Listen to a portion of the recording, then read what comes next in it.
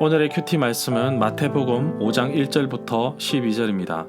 제목 하나님 나라의 팔복.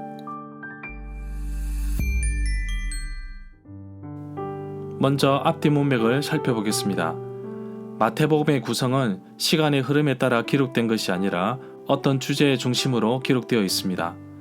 1장부터 2장은 예수님의 족보와 탄생에 대한 이야기, 3장은 세례요한과 예수님의 세례에 대한 이야기, 4장은 예수님께서 받으신 시험 이야기, 마태복음 5장부터 7장은 예수님께서 산 위에서 주신 교훈을 묶었는데 이것을 산상수훈이라고도 부릅니다.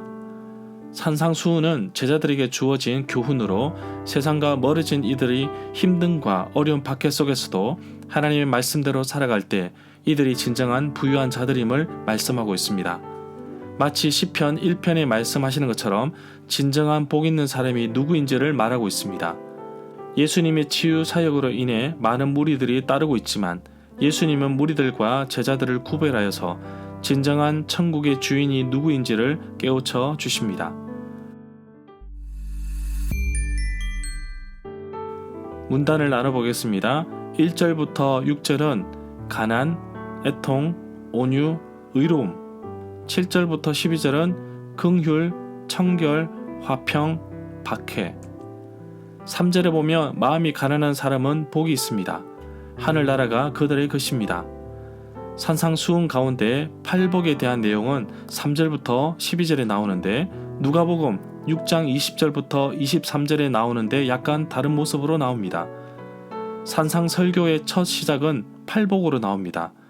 듣는 사람들에게 하나님의 나라에 참여할 수 있는 방법을 제시하고 있습니다. 가난한 사람은 물질이 없는 사람이라기보다는 하나님을 열망함으로써 천국 시민의 자격을 갖춘 사람으로 그 마음이 열망으로 가득 찬 사람을 뜻한다고 봅니다. 복이 있다는 말에서 정말 복은 하나님이 주시는 것이라고 봅니다. 세상이 주는 행복과 비교조차 할 수 없는 기쁨과 즐거움인데 바로 하나님을 의지하고 그의 뜻에 따라 살아가는 자들에게 주시는 값진 열매로 비교할 수 있을 것입니다. 4절에 보면 슬퍼하는 사람은 복이 있습니다. 하나님께서 그들을 위로하실 것입니다. 여호와께서 모든 슬퍼하는 자들을 위로하시는데 여호와의 은혜의 해와 우리 하나님의 보복의 날을 선포하셔서 위로하십니다. 애통하는 자는 하나님의 백성으로서 받는 고난과 어려움으로 인한 궁핍함 속에서도 진정으로 슬퍼하는 자들을 의미하는 것으로 봅니다. 5절에 보면 마음이 온유한 사람은 복이 있습니다. 온유한 자들은 땅을 상속을 받을 것입니다. 온유한 자가 땅을 차지한다는 말은 시편 37편 11절에도 나옵니다. 하나님께서 약속하신 것을 받는다는 의미로 해석할 수 있을 것입니다. 이들이 하나님께서 자신들에게 주신 땅에서 안정과 평안을 누리며 살 것입니다. 본래 땅이라는 것은 하나님께서 이스라엘 후손들에게 약속하신 것으로 가나안 땅을 의미하는데 가나안은 여기에서 하나님을 신뢰하는 사람, 즉 온유한 자를 위한 하나님의 약속으로 대표하고 있다고 봅니다. 6절에 보면 의를 위하여 줄이고 목마른 사람은 복이 있습니다. 그들은 배가 부를 것입니다. 청년의 정욕을 피하고 주를 깨끗한 마음으로 부르는 자들과 함께 의와 믿음과 사랑과 화평을 따르라고 디모데후서 2장 22절에서 말씀하고 있습니다. 본래 마태복음에서 의는 하나님의 뜻을 의미하는데 10절에서도 의가 나옵니다. 하나님 또는 그의 메시아가 세우실 포괄적인 구원의 질서를 뜻한다고 볼 수 있습니다. 의에 줄이고 목마른 자라고 표현하였는데 줄이고 목마르다는 뜻은 지극히 열망하고 바라고 소망한다는 뜻을 가지고 있습니다. 7절에 보면 자비로운 사람은 복이 있습니다. 그들이 하나님의 자비하심을 입을 것입니다. 가난한 자를 불쌍히 여기는 것은 여호와께 구워 드리는 것이니 그의 선행을 그에게 갚아 주시리라. 잠언 19장 17절 말씀입니다.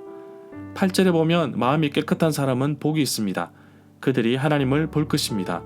모든 사람과 더불어 화평함과 거룩함을 따르라. 이것이 없이는 아무도 주를 보지 못하리라고 히브리서 12장 14절에 말씀하고 있습니다. 마음이 청결한 자는 모든 생각이나 그 사람의 마음과 말과 행동에 있어서 정말 정직함과 순수함을 나타냅니다. 9절에 보면 평화를 위해 일하는 사람은 복이 있습니다. 그들이 하나님의 아들이라고 불려질 것입니다. 화평하게 하는 자들은 화평으로 심어 의의 열매를 거둡니다. 보라, 아버지께서 어떠한 사랑을 우리에게 베푸사 하나님의 자녀라 일컬음을 받게 하셨는가. 우리가 그러하도다. 그러므로 세상이 우리를 알지 못함은 그를 알지 못함이라고 요한일서 3장 1절에 말씀하고 있습니다. 하나님의 영으로 인도함을 받는 사람은 곧 하나님의 아들입니다. 로마서 8장 14절 말씀입니다. 화평케 하는 사람은 복이 있지만 근본적으로 평화는 하나님께로부터 옵니다. 그 평화를 위해 일하는 사람은 복이 있습니다. 10절에 보면 어렵게 살려고 하다가 박해를 받는 사람은 복이 있습니다. 하늘나라가 그들의 것입니다. 참으면 또한 함께 왕노를 할 것이요 우리가 주를 부인하면 주도 우리를 부인할 것이라고 디모데후서 2장 12절에 말씀하고 있습니다. 그러나 의를 위하여 고난을 받으면 복이 있는 자니 그들이 두려워하는 것은 두려워하지 말며 근심하지 말고. 베드로전서 3장 14절 말씀입니다. 11절에 보면 사람들이 나 때문에 너희를 모욕하고 박해하고 온갖 나쁜 말을 할 때에는 너희에게 복이 있다.